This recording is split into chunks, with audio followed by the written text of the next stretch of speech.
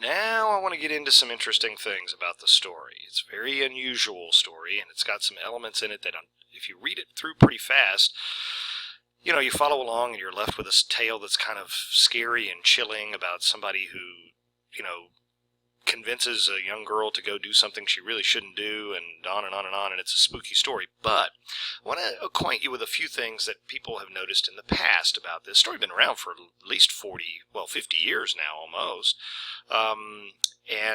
First of all, there was a fellow named Charles Schmid, whatever you want to call it, and he lived in Tucson, and he was, I think in his late 20s, maybe 30 years old, and he used to go cruise around and pick up teenage girls by trying to act as though he was their age.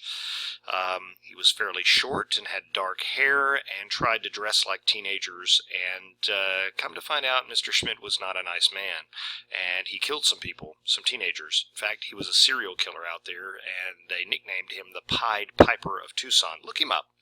The story is at least partly based on that story because it was fairly current. That happened in '64, and this story was published in '66, so she was at least partly inspired by that. That's worthy of your attention a little bit. I wouldn't get carried away with it, but very sad, interesting tale. So she must have been inspired at least partly by that. The other thing is that people have looked at the character of Arnold Friend, and they've noticed several different things. First of all, take out the R's in his name, and what do you get? Look carefully. An old fiend.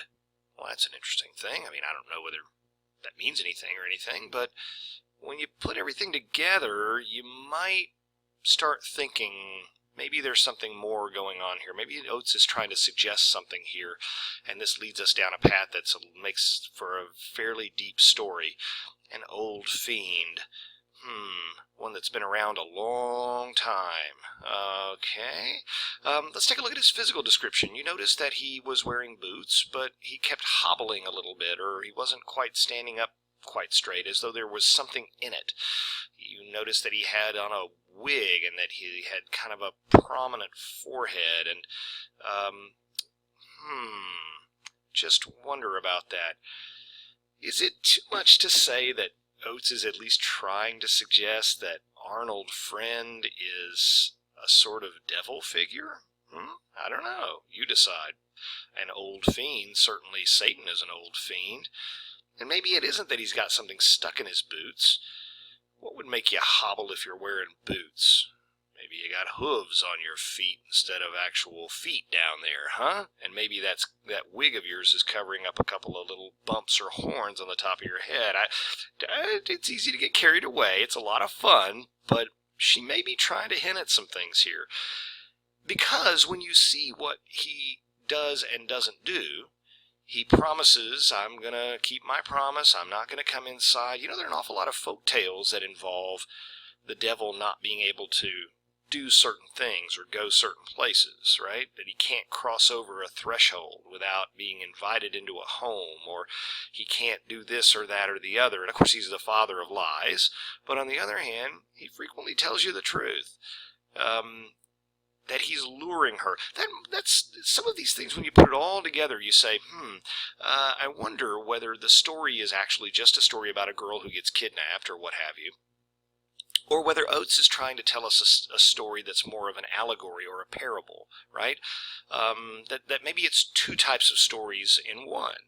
Maybe it's a story about how all teenagers go through a period of rebellion and go through a period of separating themselves from their parents, living in their parents' homes. At what point do we as adolescents, as young adults, make the decision to step outside daddy's house and go live on our own, which is a risky thing to do, right? But all people have to do it when they grow up. Or maybe it's about sort of awakening in a different sort of sense, a sexual awakening perhaps, and when we sort of lose that bond, that infant-like bond to our parents, and we begin to bond with someone else, right? Someone outside of our family. When you see this happen quite a bit, and it breaks mamas and daddies' hearts that their children fall in love with someone and seem to care more for the for the boyfriend or girlfriend than they do for them, right? That can be seen as a sort of leading you astray, leading you away from mom and dad, being tempted, all kinds of sort of devil imagery to that. And of course, the sexual sort of overtones and sin and all of those things, being led away down the path. So you can read the story as kind of this literal sort of, intimidation and abduction story. You can also read it as kind of is kind of metaphorical or allegorical, if you will, sort of story. And when you see that it's dedicated to Bob Dylan, that's really an interesting thing. Bob Dylan, most of you guys probably don't know Bob Dylan. He was actually a little bit before my time, frankly. He's getting up there. But back when Bob Dylan was very, very popular, he had an almost cult-like following. Remember, this is the early 1960s. Rock and roll was big in the 50s. But when the Beatles and Bob Dylan and the Rolling Stones come along, they have massive, massive fanatical followings.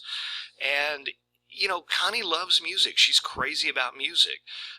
Joyce Carol Oates had, at one point, I think, a somewhat a boyfriend-girlfriend relationship with Bob Dylan. They always got along after they no longer had that relationship. They always admired one another and were good friends. But she dedicates the story to Bob Dylan. And you have to wonder, why is that? Is she trying to say something about the seduction and the allure of popular culture? Remember, Connie's family is very secular. They're not the least bit religious. She likes pop culture and pop music and hanging out with friends and doing stuff that's not really related to school or church or family. She's going off and living her own life. She is in that process of separating from them.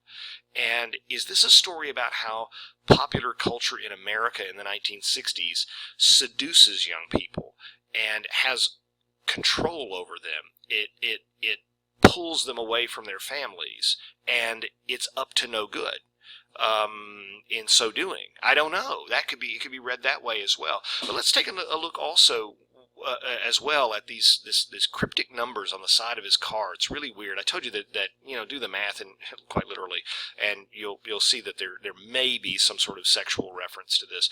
But besides that, I happen to think that might just be as a side note. The more interesting thing that someone once found, and I don't know who to credit this to, but it's been many years since they found this, is that if you go to the Old Testament and you count 33 books backward from the last book of the Old Testament, you arrive at the book of Judges.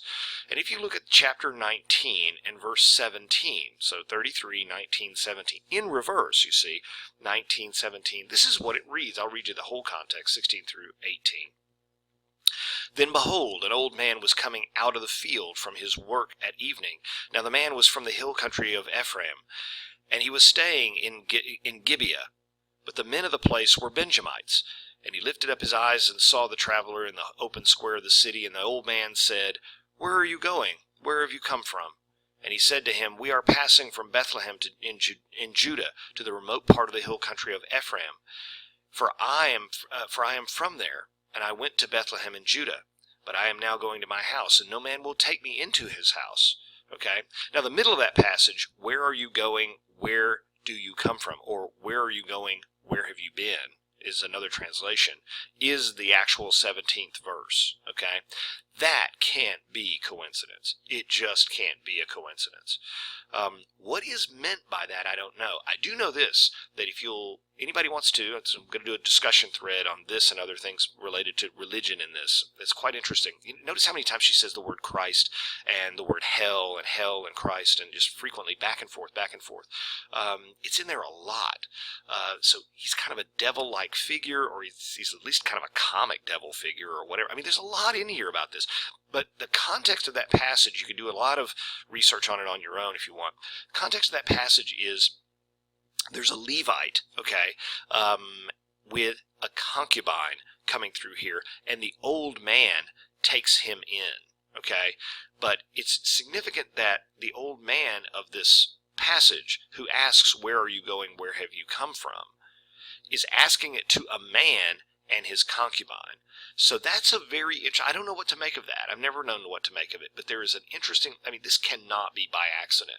There's something interesting going on here. She seems to be making a statement about popular culture, about modern society, about the dangers of the youth culture. I don't know. The dangers of secularization. Oates is not a particularly religious woman, but the seductions of pop culture and pop music and on all these kinds of things. But before I leave this, I want to leave you with one other possibility. I'll make a discussion thread out of this one as well. What if I told you this is potentially just all a dream? Now, this theory has been floated out many times. You remember that she kind of drifts off. And have you ever been listening to something, a television show or music, and you fall asleep and then your dream is affected by what you're hearing, on the radio or on the television, and you wake up and say, that's weird, and you find out that the television program or the radio broadcast that you were listening to while you were asleep actually was influencing your dream. If you've never done that, believe me, people have. I have. It's happened to me. So maybe it's happened to you. That maybe all of this was a dream, and it seems almost dreamlike too, because Ellie and Eddie and this guy she saw who did this creepy thing the night before, maybe she's just dreaming about him again. You ever see somebody just pass him in the hallway, you never seen him before, and you dream about him that night or something weird, and they turn out to be some sort of, fiend or some sort of horrible person or something, and they were probably perfectly innocent, I guess, or just kind of, ordinary. Maybe all of this is just a big dream. Many people have dreams of being confined in places, right? Like I can't step outside of my house, or I can't go outside of my house, or I can't do this or do that, and of being trapped. It seems that you or I, to see someone doing that, the first thing you would do would be to run up to the door and lock it real quick and then call the police or something like that. But she doesn't do that. Now, don't blame the victim, but at the same time, it doesn't seem like it's something one would do immediately. You wouldn't just kind of welcome a guy up to your house and then have a conversation about him kidnapping you through the screen door. You'd try to probably do something to lock and bolt everything, because you figure you probably could lock it and bolt it pretty quickly, don't you? But sometimes in your dreams you do things that you think, I would never do that in real life. In real life, I would go like grab a gun or something and shoot him or something, And you almost kick yourself when you wake up for saying, I would never be that dumb in real life as I am in my dreams. So there's reasons possibly to think, well, is it, isn't it? There are also some things interspersed in it that kind of seem disjointed or disjunctive. However, on the other hand, a lot of people have said, no. If you argue that this is merely a dream, it takes away from what Oates is trying to accomplish in the tale, which is to say, this is the real and present danger that exists for us in the modern world. So there's things that can be said on both sides of it, but and by the way, those who say it's not a dream and stop reading into it is just accuse the other side of saying, wishful thinking. You just don't want poor Connie to die. Neither do I, but I'm sorry if bad stuff happens to good kids. So wake up, Buttercup. So there's a lot to this. I'm only scratching the surface here because I'm trying to keep it a little bit more brief than the last video, but there's a lot in here.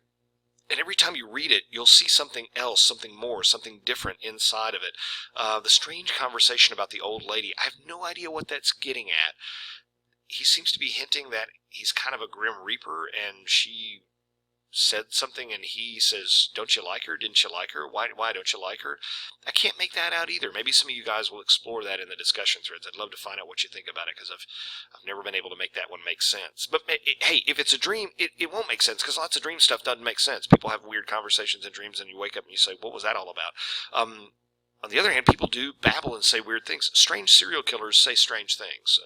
So anyway, I'm going to post this up, and the discussion threads will be there. Please take part in at least one of the discussion threads. I say one. You can do both if you want to. It doesn't matter to me, but at least one is all you need to do. And then respond with the quiz. I'll post this up in the online assignment section of Blackboard.